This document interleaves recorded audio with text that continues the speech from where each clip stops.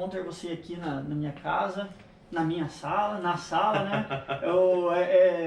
Não é por acaso esse nome, é simplesmente porque eu não tinha dinheiro para criar um estúdio, também não pagar toda a estrutura, né, de ter um estúdio profissional.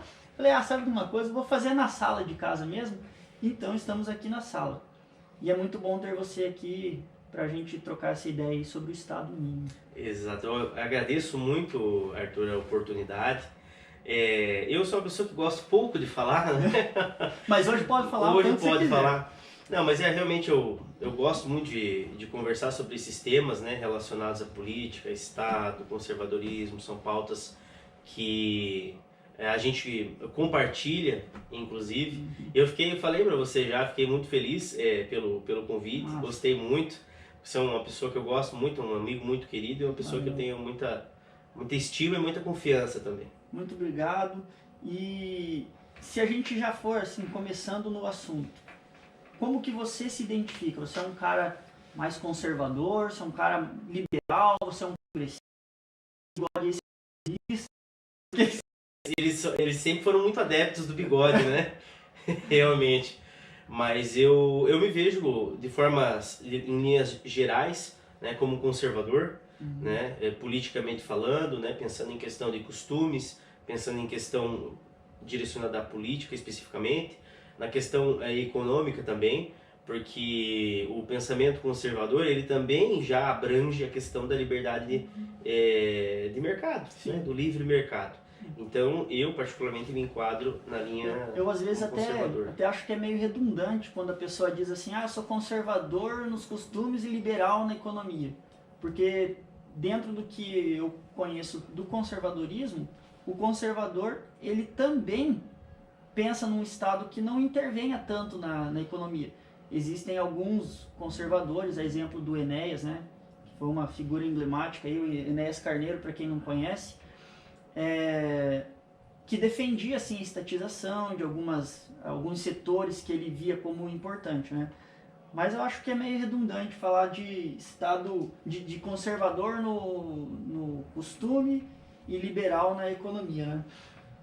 Bom, só para pode falar. Não, eu ia comentar, inclusive, que é bem complicado, se não até um erro, se a gente for parar para pensar nesse sentido, a gente colocar conservador nos costumes, liberal na economia. Primeiro, pelo que eu comentei, que o conservadorismo, ele observa o que acontece no mundo e ele retém aquilo que dá certo. A gente observou que, dentre tudo que a gente já testou, o livre mercado é o que mais funciona, ou o que menos dá errado, dependendo da perspectiva de cada um, mas ainda assim é o mais aconselhável de se utilizar.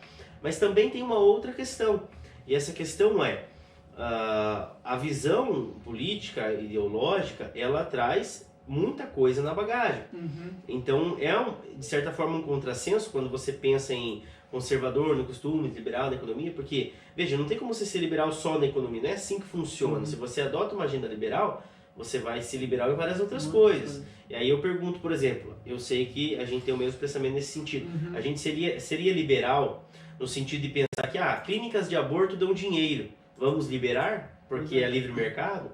Não, mas seria você pensar de forma liberal. Eu acho que é bem pontuado porque também, como falei nessa colocação anterior, que conservador nos costumes, né, e liberal na economia, não pode esquecer desse detalhe, né? Que o liberalismo ele também traz assim, maconha dá dinheiro, vamos liberar geral, né? Só Exatamente. que isso daí interfere diretamente em pautas de costume, né? De valores e tal. Perfeito. Então tem que ter cuidado com essa questão aí. A gente já tem aqui algumas pessoas dando boa noite. Uma delas é a Simone Ortiz, conhece? Ô, minha mãe, querida, minha querida mãe. Tá aí acompanhando a gente. Também o Ayrton, e assim por diante. O David Senna. E aí, então, vamos trocar uma ideia sobre esse artigo do e-book do MCE, que foi escrito pelo Douglas Tomás. E ele chega entrando assim já de sola, dizendo: se a gente está querendo discutir se nós somos a favor do Estado mínimo ou um Estado máximo, né, um Estado inchado, a gente precisa entender então o que é o Estado. O que você pode dizer para a gente assim, que qual que é a tua visão do que é Estado, né? Perfeito, excelente e boa abordagem dele, porque eu acho que as coisas precisam, quando são explicadas, né, precisam, como a gente costuma falar assim, vamos começar do começo, né? Você precisa começar essa explicação ali no cerne do que começa a desenvolver aquele conceito, para a gente conseguir começar a entender. Eu tenho uma visão pessoal, particular, de que o Estado, em alguma maneira, ele sempre existiu desde que passou-se a existir a ação humana. Né? Eu não sei de que Estado é só o Estado moderno, ou o Estado é só o Estado a partir do pensamento ali do Maquiavel, ou então do Thomas Hobbes, começou a ter uma que é um primeiro organização... contratualista. Tem uma organização e de alguma forma já é Estado, no sentido que, veja, a gente entende o Estado como essa questão da organização, certo? Então vamos partir do início. Tudo bem, a gente tem as fronteiras, né, geográficas, né? Você tem o território, né, que também isso influencia. Mas veja, o território, hoje em dia a gente já não tem mais. Na verdade, está tendo lá na guerra da Rússia e Ucrânia questões territoriais. Mas, num geral, a gente não tem muito essas questões territoriais hoje em dia, tal qual era, sei lá, no período de Idade Média, por exemplo, que um dominava o outro, um conquistava o outro, né? Isso a gente já não tem tanto. Então, mais ou menos está delimitada as fronteiras. Mas, assim, do mesmo jeito que ela está hoje, talvez no futuro pode não estar. Então, só a questão do território não faz um Estado. Né? Não faz... E eu não acho, inclusive, que seja a parte mais importante. E é aí que eu quero chegar. A parte do território, da terra, apenas, não é a parte mais importante do meu ponto de vista. Parece que é um subsídio só para que o restante que é de interesse de um Estado funcione, né? Por exemplo, o território é muito importante para que tenha, por exemplo, plantio, né? Então, e é importantíssima a questão do plantio para uma economia. Então, a economia acaba sendo parte do Estado também, né? Então, eu entendo, se for para chegar lá no cerne, no primeiro pedacinho da compreensão do termo Estado, eu entendo o Estado como uma organização civilizacional. Ou seja, a forma que as pessoas usam para se organizar, né, para se regulamentar. E isso, desde que houve civilização, sempre existiu. Nem que fosse lá os homens das cavernas, lá, né, os primeiros seres humanos lá, né, que se juntaram em alguns locais, provavelmente iniciou-se na África. Desde o momento em que tinha, sei lá, 10, 20, 30, tinha alguma forma de regular o que ia acontecer. Tinha alguém que iria determinar, tinha um líder, alguém que ia dar as diretrizes. A gente sabe que em boa parte dessas civilizações mais antigas, mais primitivas, geralmente os mais velhos, a gente vê hoje ainda com os indígenas isso também, geralmente os mais velhos, né, na Índia também a gente vê ainda essa cultura muito forte, dos mais velhos serem os que orientam toda essa organização enquanto civilização.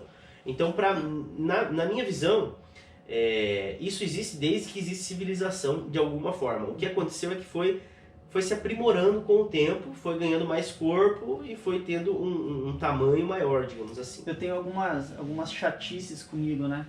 Eu, quando, por exemplo, vou ler um texto na faculdade, eu tinha muito texto assim, que trazia esse tema do Estado, e eu diferenciava muito, não sei, quero até saber com você se você diferencia quando você está lendo um texto e tem o Estado com E maiúsculo e com E minúsculo. Você consegue fazer essa diferenciação?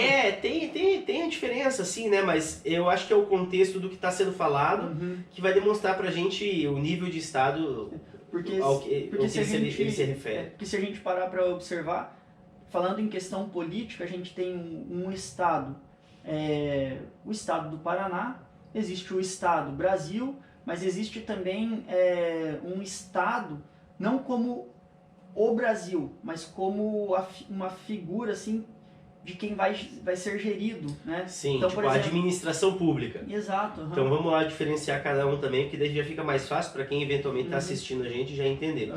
O Brasil, né, ele tem essa forma de se organizar, né, federativa. Ou seja, tem a União, os estados e os municípios, né? Quando a gente fala Estado de forma genérica, a gente está falando desse limite territorial que tem um povo, e ter uma cultura dentro. Mais ou menos isso que forma um Estado, né? A cultura, o seu povo, o seu território. No caso do que você comentou, a gente tem o Estado brasileiro, né? O Estado como um todo. Quando a gente fala Paraná, São Paulo, Santa Catarina, a gente chama de Estado-membro, né? Esse é o nome técnico, digamos assim, jurídico para ele. É Estado-membro, ou seja, ele é membro daquele Estado maior, né? Uma divisão, uma subdivisão, né? E aí tem o que você falou da questão da gestão, né? Quando a gente fala, o Estado está gerindo mal, tal coisa. Aí quando a gente fala sobre isso, a gente geralmente está se dirigindo à administração pública, à máquina pública, né? Então, mais ou menos está aí a diferença, né? Tem o Estado como um todo, tem o Estado-membro, que são, né, como eu comentei, Paraná, Santa Catarina, São Paulo, que é uma subdivisão desse Estado, né, como um todo, e aí tem, quando a gente fala da condução, da gestão, a gente está falando de administração pública. Sim. Então a gente pode concordar aqui que o Estado, ele é uma organização social. E eu acho que a gente vai caminhar mais para essa linha, porque a gente vai precisar também diferenciar aqui, que o próprio artigo traz, sobre a diferença entre o Estado e governo. Perfeito. Porque o Brasil é um Estado, mas a gente já teve diversos governos, né? Exatamente. Então vamos começar novamente da primeira pergunta. Você comentou, na verdade, da primeira afirmação, você falou sobre ser uma organização social. E exatamente, para mim esse talvez seja o melhor conceito de Estado. Porque, independente do território, né, você continua tendo essa organização. Você tem alguns poucos casos no mundo digamos assim, de estados, de nações que não possuem um território, mas eles têm uma forma de se organizar, eles têm, né, uma forma de se regular e de se regulamentar. Então, de forma principal, eu também concordo com você quando você diz que é uma forma de organização social, principalmente social. Aí, pro pessoal que é mais novo, que gosta, por exemplo, dos filmes da Marvel, aí, filmes de super-herói, tem um exemplo bem legal no filme do Thor, quando destroem lá, acho que é no segundo ou terceiro filme, quando é destruído Asgard, né, o reino lá onde ele mora, né? E aí ele fica com uma frase do pai dele que mais ou menos diz pra ele, né? Mas Asgard foi...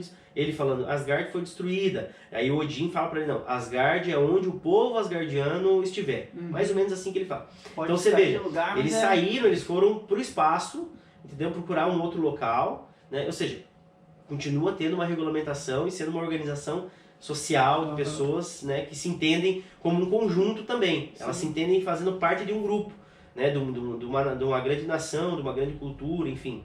Então a gente fala assim, tem o Estado. Esse Estado, ele pode ser gerido por um governo. Perfeito. Né?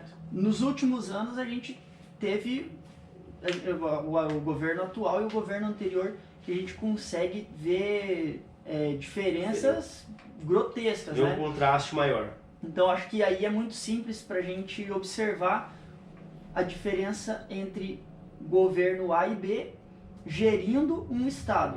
Né? Então a gente pode... Qual que é uma diferença das mais gritantes assim, que você vê entre os dois governos? Assim? Porque o Estado, ele fica, pelo menos ele permanece por muito mais tempo. O governo, ele é transitório. Quem está conduzindo o carro, quem está no volante. Quem está no volante um dia pode ser um motorista X, no outro dia pode ser um motorista Y. Mas o carro, ele permanece por mais tempo, ele tem uma longevidade maior. Então, quando a gente pensa nesse sentido, tanto é que a gente às vezes fala, olha, as pessoas talvez já tenham ouvido esses termos, não, tal coisa é uma política de Estado. Ou seja, uma coisa que tem que ser mais longeva, ela tem que permanecer por mais tempo, ela não pode ficar mudando a todo momento. Né? E tem outras coisas que falam, não, isso aqui é uma política de governo, ou seja, é uma coisa pontual daquele governo específico que às vezes envolve a sua ideologia, envolve a sua perspectiva de mundo, a sua perspectiva de Estado, a sua perspectiva econômica. Enfim, é uma coisa mais suscetível de mudanças, porque ela depende do condutor que está conduzindo o Estado naquele momento específico. E aí a gente pensa assim, se o Estado é algo meio invisível, né? Mas permanente, ele é gerido por um grupo de pessoas que é o governo. Mas se ele está gerindo alguma coisa para alguém. Então ele está gerindo o Estado para o povo, né? Ou deveria ser. Ou deveria Pelo ser. menos. Aí eu quero entrar. E quem é o povo nessa bagaça toda aí, nessa história aí? Quem que é o povo, onde que ele fica, onde ele deveria ficar e onde que ele está também? Então, puxando ainda um pouquinho da pergunta anterior sobre o governo e Estado, a gente também tem instituições que são de Estado, né? E a gente tem gestores que são de governo, são momentâneos. Por exemplo, a Polícia Federal é uma instituição de Estado. Então, deveria ser, pelo menos, que quem está no poder naquele momento, ele não pode fazer o que quiser com aquela instituição, só porque ele está no governo. Porque aquela instituição é maior do que o governo. Aquela instituição é de Estado. Né? A lógica seria por aí. Mas voltando à pergunta que você fez agora, onde está o povo, né? Onde está o povo, onde deveria estar. Então, é complicado, né? Porque você veja que o povo, todo mundo fala de defender o povo. Todo mundo fala de fazer bem pro povo. Todo mundo fala que é do povo. Inclusive é uma característica nossa, regional, enquanto América Latina, né? Desses governos populistas. Né? Ou seja, você já vê no próprio termo, né? Popular, povo. Né? São governos que eles dialogam muito com o povo. Eles falam muito o que o povo quer ouvir. A questão é, está fazendo o que o povo precisa, além de falar o que ele quer ouvir? Eu acho que aí entra... Eu acho que aí deveria estar o nosso ponto de inflexão, o nosso ponto de observação e de crítica também, para a gente observar o que é feito. Porque senão, e isso para todos os lados, tá? Acontece de a gente entender que um governo X se identifica mais com o nosso pensamento, com a nossa ideologia, com a nossa visão de mundo de alguma forma. E aí a gente passa a não observar as coisas que ele faz, porque a gente fala amém para tudo, né? Às vezes o governante, o governo de momento, ele vai lá dar uma migalha para um pequeno grupo, para uma militância específica, uma migalha, um negócio qualquer, que esse povo mereceria muito mais, no sentido de que ele contribui para isso. A gente está falando do Estado brasileiro, e o Estado brasileiro, ele arrecada, ele suga muito do seu cidadão, ele cobra muito imposto. Então, pensando num Estado que cobra muito imposto, ele deveria então entregar muito serviço. Ou que fosse o contrário, cobre pouco, entregue pouco. Mas se você cobra muito, você deveria entregar muito. Mas não é o que acontece. Muitas vezes você vê que, inclusive, eles já têm isso, a gente pode falar tranquilamente, porque qualquer um sabe aí da nossa visão política, eu até já disse no início, enquanto conservador, a gente vê que a esquerda, ela de fato, ela tende a dividir muito para ter facilidade em conquistar. Então ele vai lá e divide em pequenos setores. Não, a gente defende você, estudante, a gente defende você a sigla tal, a gente defende você do nicho da classe tal. Para ficar mais fácil. Por quê? Porque eles falam assim, olha, não, ninguém dá nada para vocês. Então a gente vai dar um negocinho que atende justamente a questão ideológica para poder reter aquele eleitorado. Mas se a gente fosse parar para pensar, o que é mais básico que a gente precisa enquanto sociedade? A gente precisa de educação, de qualidade, em estrutura, a gente precisa de infraestrutura, a gente precisa de saúde, né? Já que o Estado está nos cobrando. Né? A gente precisa de investimento e ter uma boa saúde, ter uma boa segurança. Né? A gente precisa dessas coisas que são basilares para o Estado se desenvolver. O que acontece? Você pega governantes que vão lá e, por exemplo, destroem a saúde do Estado, do município, do que ele estiver gerindo. Ele acaba com tudo. Mas ele vai lá e pega nichos e dá um pirulito. Ele dá um doce para aquela militância. Contente. É muito pouco. É muito pouco perto do que esse cidadão deveria receber. Não porque ele faz parte de alguma agenda, tá, Arthur? Mas é porque ele é cidadão e paga imposto. Então ele deveria, por exemplo, ter o acesso à boa saúde, ter o acesso à boa educação. Ele não tem. Mas, porque ele está movido por ideologia, ele aceita uma pequena migalha, porque ele acha, não, então essa pessoa aqui está olhando para mim, então é melhor isso do que nada, sabe? É igual aquele sentimento, quando a pessoa, acho que quase qualquer um já passou, quando você se apaixona muito por alguém, e aí assim, a pessoa não está fazendo nada por você, Arthur, não te dá nada. Mas, olha, se você passar 10 dias sem mandar um bom dia para ela não te manda um bom dia. Não fala nada. Um dia que ela curte um story que você postou, você se acha super amado, você se acha super agraciado. Você corre mandar uma mensagem, porque você pensa que ali ela te notou, e agora que ela te notou, as coisas vão se desenvolver. É mais ou menos assim quando a gente olha para a gestão pública do Estado. Não está acontecendo nada, não estão fazendo nada, ou pior, às vezes estão destruindo algo que já existe.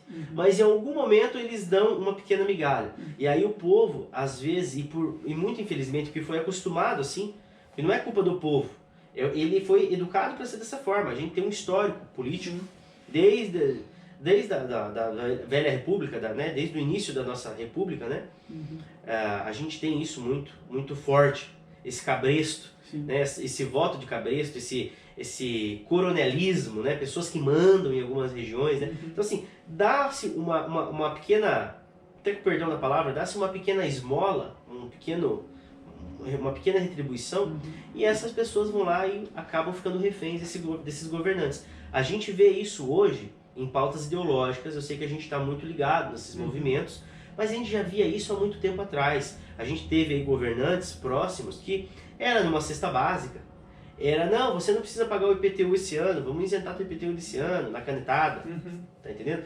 Não, vou te pagar uma conta de luz. É a mesma coisa. Tem gente que fala da velha política, falando desses casos, não, porque o cara votou por causa de uma conta de luz, votou por causa de uma conta de água, uma cesta básica. Mas não percebe que quando ele vota conduzido pela ideologia, né, simplesmente porque aquele governante ou outro deu uma pequena esmola ideológica para ele está fazendo a mesma coisa. Absolutamente a mesma coisa. Aí você vê Vamos falar da cidade de Foz do Iguaçu, a gente está aqui para não se ausentar, né, nem se isentar do debate. Você vê o que aconteceu, por exemplo, com o passe livre. Nós alunos que foram absolutamente enganados. É um fato. Todo mundo que está dentro do bastidor político, que acompanha o que acontece atrás, sabe disso. Só se engana o cara que foi lá manifestar e não quer aceitar a verdade. Porque todo mundo sabe. Você vai conversar com qualquer assessor fora das câmeras, qualquer pessoa ali do meio político, ele vai te falar a mesma coisa, porque todo mundo sabe, e a gente pode falar um pouquinho depois, o porquê do projeto. E não era o projeto do passe livre. Não. Foi embutido isso lá. E a gente pode até falar, não tem problema nenhum. Mas você veja, isso acontece reiteradamente, repetidamente, e acontece com vários embrulhos, né? Mas o que está dentro da caixinha é a mesma coisa, muda o embrulho, muda o papel que colocam por fora. A hora que você estava comentando ali, e eu pensei assim, cara, a gente pensa assim, pô, eu tô pagando tanto, eu mereço mais. Mas parece que distorceu o que talvez era original, porque existia um povo, então um estado, uma população, um povo, vamos dizer assim mesmo, e ele colocou alguém para gerir numa visão mais macro, né? Então é mais ou menos assim, ó, você tem o direito de gerir tal coisa, mas é nosso. Hoje a coisa já mudou o entendimento. Tipo, tá lá, o que você me dá? Né? Tipo, o que eu mereço agora? Mas não é uma questão de merecimento, tipo, é nosso, né? Daí é o que a gente fala, em tese, o poder é nosso, tudo é nosso, né? Aí, só um parênteses, o pessoal que está acompanhando a gente aqui no Instagram, também. Isso, se você quiser mandar alguma pergunta aí, algum comentário, tinha caído agora a transmissão, o pessoal está aqui, voltou. Mas eu quero fazer um parênteses, vai lá no YouTube, arthur.joquitel, você se inscreva lá no canal, curta lá também, assista por lá também, porque isso vai ajudar bastante também o projeto, que é uma formação intelectual para todos.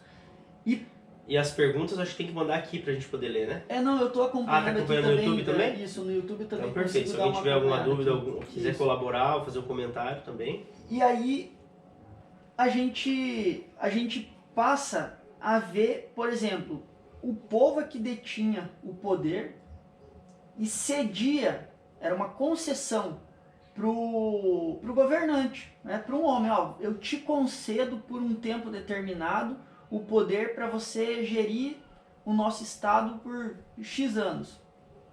A coisa mudou. E agora é um estado que começou a ficar cada vez mais forte em alguns lugares, em outros lugares um estado cada vez menor. Só que o que a gente ouve muitas vezes é fazer uma relação que um estado grande é um estado forte e um Estado menor é um Estado fraco. E aí a gente entra nesse debate. Antes da gente começar a transmissão, você falou que a gente ia discordar de bastante coisa, mas eu, em tese, acho que não vamos discordar de muita coisa, não. Porque eu acredito que são pensamentos que, embora posicionamentos e forma de expressar isso, a gente pode ser que a gente expresse isso de maneira diferente. Mas e aí começa a ter esse problema, essa problemática do Estado grande. O que é um Estado grande, o que é um Estado pequeno? Tá, a gente vai voltar então nas primeiras concepções assim, teóricas de Estado mais moderno, vamos dizer assim, quando começou a modernizar a ideia de Estado. A gente vai lá para os contratualistas, você até está com um livro aqui do Rousseau, né? Tá aqui. E teve antes dele o Hobbes, né? Na verdade, antes dele o Locke e antes do Locke o Hobbes, né? Mas você falou, antes de falar disso, e você me cobre para voltar nesse assunto, para a gente dar essa explicação para o pessoal, falando da questão de um Estado inchado, igual você comentou, e aí parece que a gente não se sente merecedor, ou a gente pergunta o que você pode me dar, sendo que a gente deveria cobrar aquilo que é nosso direito cobrar. Né? Perfeito. O que acontece? Como o Estado vai crescer, a tendência é que ele cada vez vai crescendo mais, se você permite ele, né, crescer. Então, o que acontece? As pessoas elas vão ficando mais dependentes do Estado. Você veja o Brasil, um Estado que tem assim uma quantidade, nada contra, estou falando o contrário, estou dando um dado. Você vê que o funcionalismo público ele é gigantesco. O Estado ele está em várias áreas, em praticamente todas as áreas da vida das pessoas. Por ele estar em várias áreas, ele demanda de muita mão de obra, ele tem que contratar muita gente. Então você veja, cada pessoa dessa que trabalha dentro da administração pública, dentro da máquina pública, dentro do Estado, ele tem família, ele tem parentes, ou seja, são pessoas que muitas vezes gravitam em torno do Estado, né? Ou que têm interesses. Ele nunca vai querer que diminua, muito dificilmente.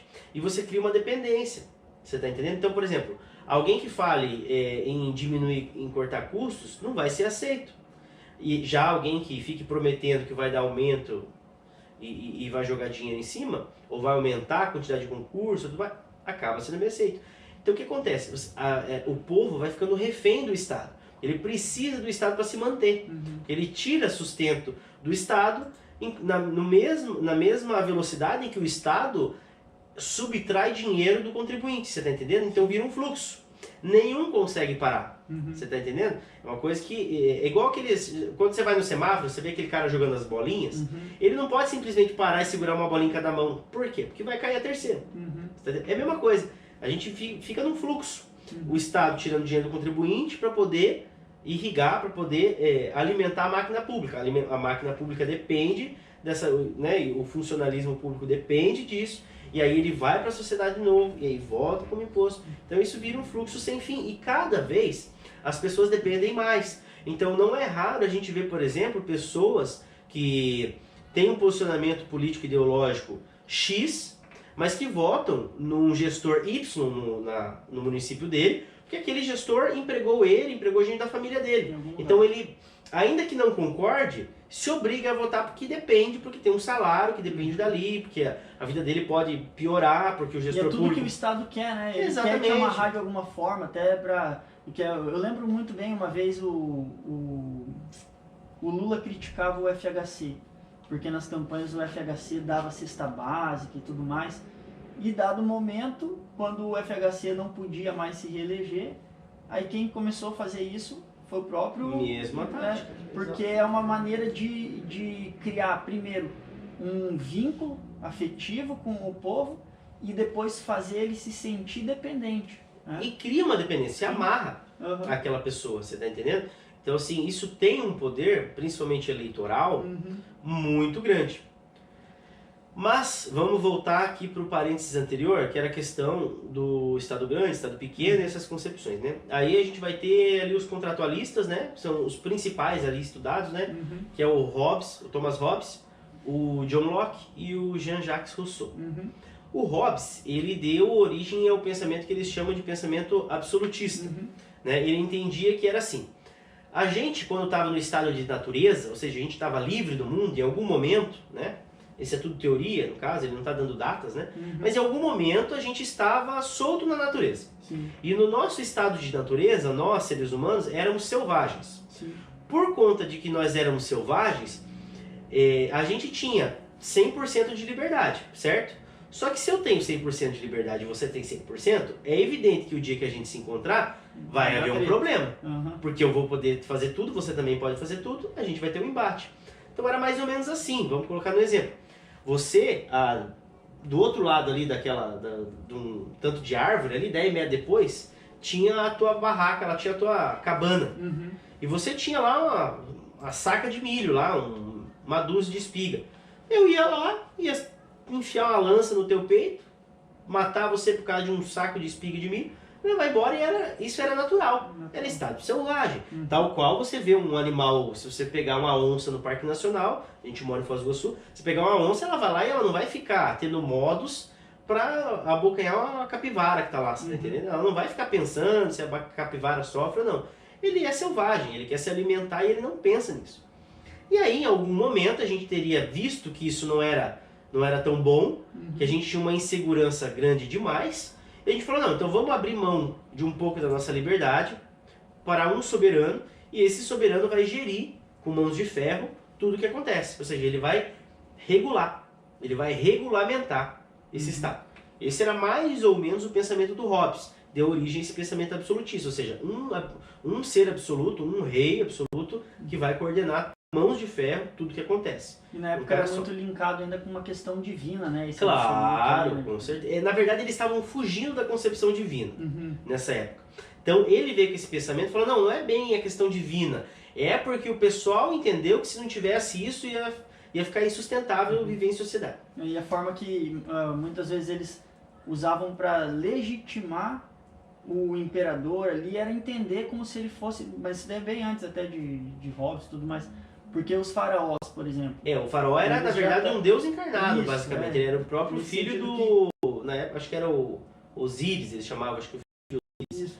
É filho do deus.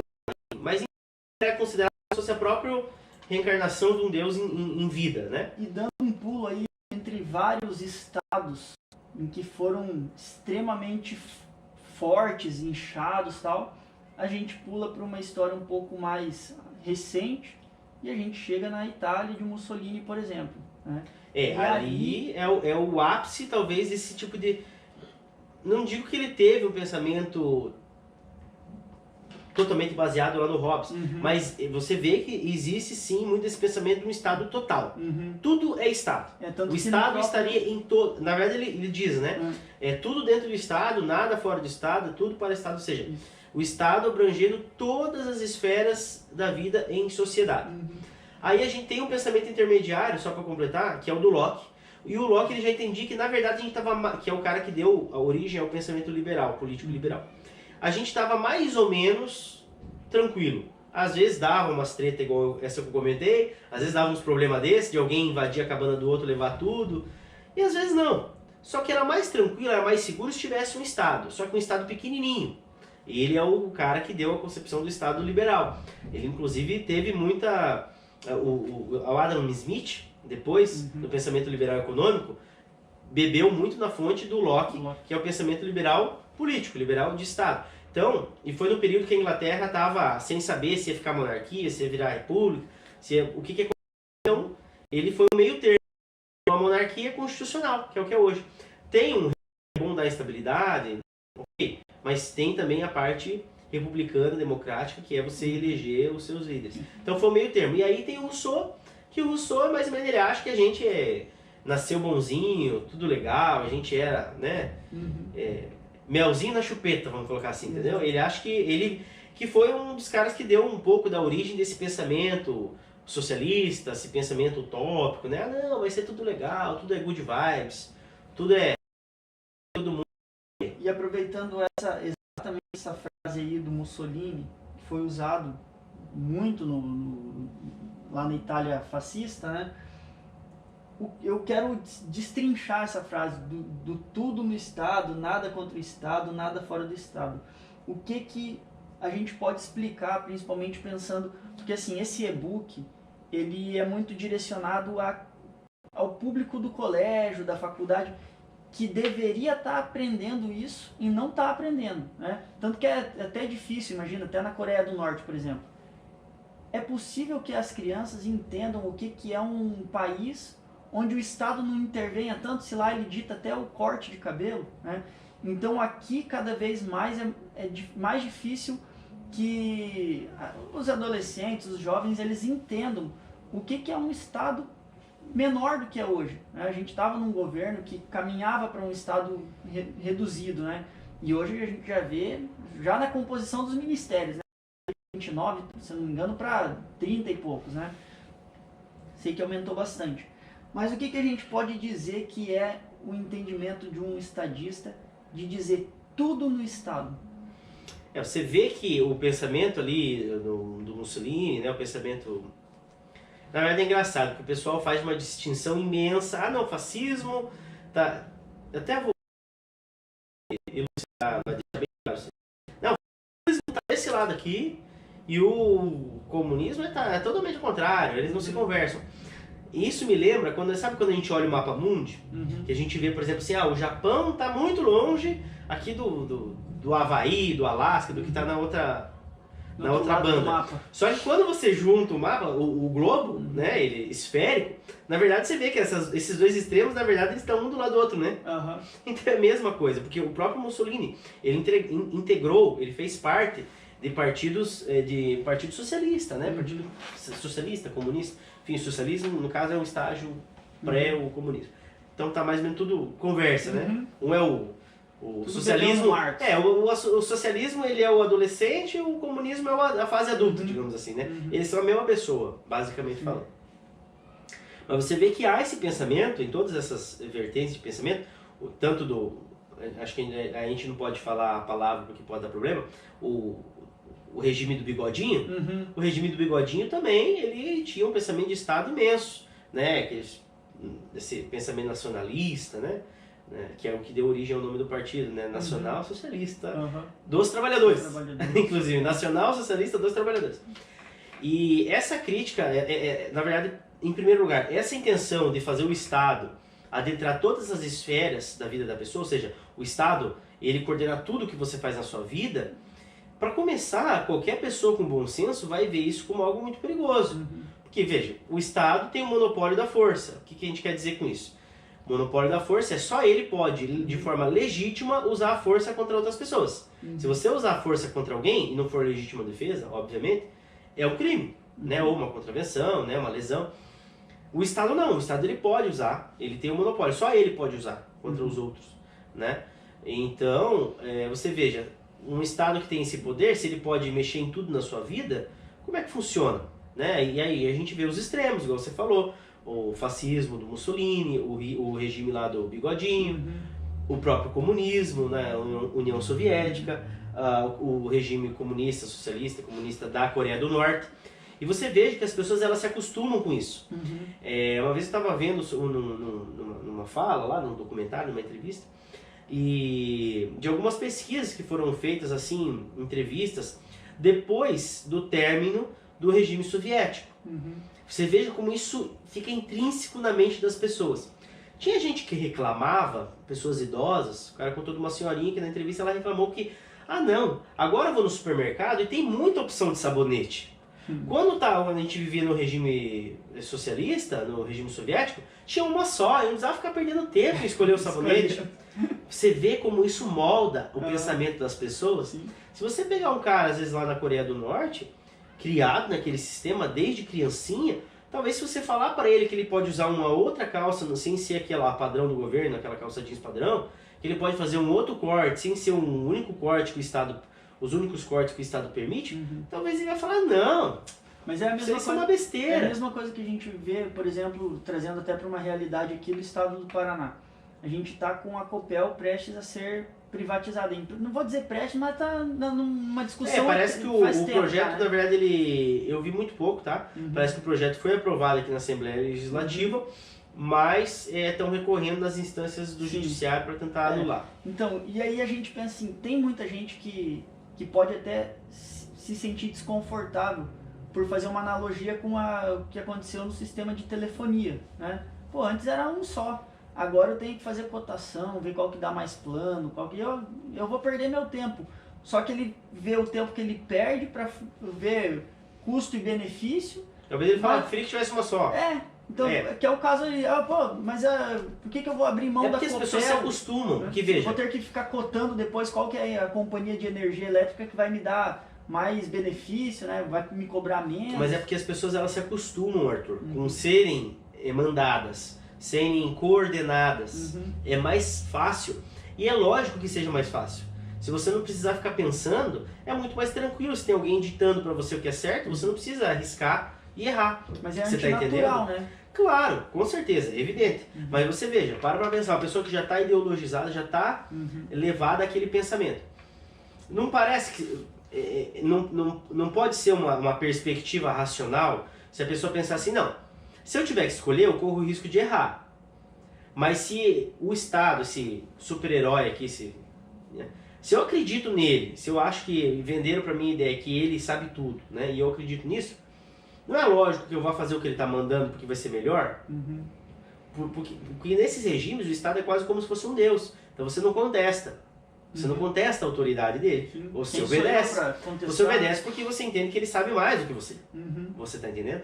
Então, assim, é importante a gente ter essa percepção, porque senão a gente fica pensando, porque a pessoa porque era burro, porque era alienado. Porque... Cara, você tem que entender o momento da época.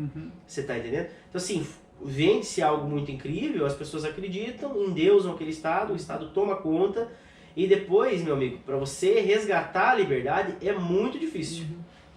E aí a gente pode pular para outra parte dessa frase, que é nada contra o Estado. Então, tenho tudo no Estado, nada contra o Estado também. Então, quando a gente tem uma estrutura inchada, ninguém pode se levantar. Então, por exemplo, o fato de o Mohamed e o Arthur estar aqui agora, falando que a natureza do ser humano, ela é uma natureza livre, né? Lógico que a gente não quer voltar lá pro tempo das cavernas e ficar eu matando você por causa de espiga de milho, né? Mas é natural pra gente que seja livre. Com o passar do tempo, a gente tem um Estado que podou a nossa liberdade. E até certo ponto é positivo. Por quê? Porque de fato eu não posso ter a liberdade porque eu quero ter o tênis, eu simplesmente vou te matar para ter o tênis, né? Perfeito. Então, essa poda ela é positiva.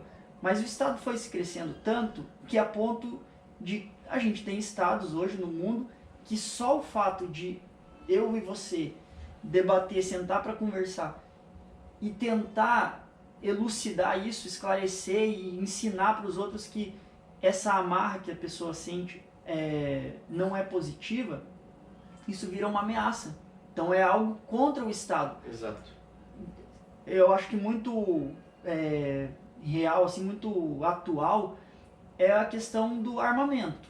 Por exemplo, é natural que o homem promova a sua própria segurança, né? Eu não posso, eu até posso, mas não é natural que eu dependa de você para promover a minha segurança. Como também não é natural para você que eu garanta a sua segurança. Tipo, é cada um por si, digamos assim, né? Se a gente puder fazer uma colaboração, beleza. Eu acho até que, vamos lá, o problema talvez... Só rapidinho, boa noite aí pra Ellen que tá dando boa noite pra gente aqui. E não esqueçam, pessoal, a gente tá transmitindo no canal do YouTube também. E é muito importante que você corra pra lá pra você dar um apoio lá no arthur.joquitel também. Pode seguir. Então, onde a gente parou? Da questão da promoção da segurança, cada um por si. Perfeito, né? Tá, a gente avançou bastante. Mas na questão da segurança, eu acho que assim, a gente não pode, na verdade o que a gente não pode é confiar cegamente no Estado. Eu conversei na semana passada, inclusive, com uma pessoa que eu tenho assim, extremo respeito intelectual, que é uma pessoa extremamente inteligente, que tem décadas a mais de experiência do que eu, mas nesse ponto a gente diverge, porque a perspectiva em relação a isso é diferente. Você vê, às vezes a diferença está em que eu enxergo de uma forma e você de outra. Então por isso que a gente chega numa conclusão diferente, né? E eu concordo que se você for pensar de uma forma mais bonita da vida, o ideal seria que não tivesse arma nenhuma. Aliás, nem o Estado. Seria ideal que ninguém precisasse. Só flores. Perfeito. Pombinhas. Só que eu penso assim, Em primeiro lugar, até que o Estado possa promover 100% a segurança de alguém, eu acho que ele não pode impedir que a pessoa venha a prover a própria segurança por ela mesma. Já começa por aí. E a gente sabe que o Estado não tem como cumprir isso com 100%, é impossível, né? Absolutamente, humanamente impossível. Então, por essa perspectiva, eu acho que já seria um impeditivo de, por exemplo, esse desarmamento. Também não pode ter um armamento desenfreado. Evidentemente que a gente sabe que é mais fácil você fugir de uma faca, de uma espada, do que de um tiro. Né? Então a gente também tem que ter um bom senso. Então a gente não pode partir para os extremos. Mas assim, eu não vejo justificativa para o Estado retirar esse direito das pessoas, enquanto ele não pode promover com 100% de certeza a segurança completa. Sim. E tem mais um problema. O problema é que se você permite o monopólio de armas só do Estado, o Estado é gerido por pessoas. Por que é que eu vou acreditar e o que é que me garante que o Estado, esse Estado, ele nunca vai ter um governante ruim que queira zoar com tudo? Não tem nada que me garante. Tanto é que você vê nos Estados Unidos, né, a segunda, que fala do armamento, é a segunda emenda, se não me engano. Né? E se não me falha a memória, acho que é a primeira, se não for a primeira, está dentro da Constituição das emendas, mas se eu não me engano é a primeira emenda, que fala da questão da liberdade. E ela não fala assim, não, você tem liberdade, no sentido de que o Estado está te dando liberdade. E a gente tem um problema muito grande com isso, que a gente pode chegar lá também. A gente tem a percepção que o Estado está dando direito para nós. Quantas vezes a gente já ouviu falar assim, não, porque o STF votou tal coisa dando direito para tais pessoas. Não, mas como assim ele está dando direito? Se é teu direito, você já possui. Porque se alguém está te dando, é uma concessão. E se é uma concessão, pode ser retirada.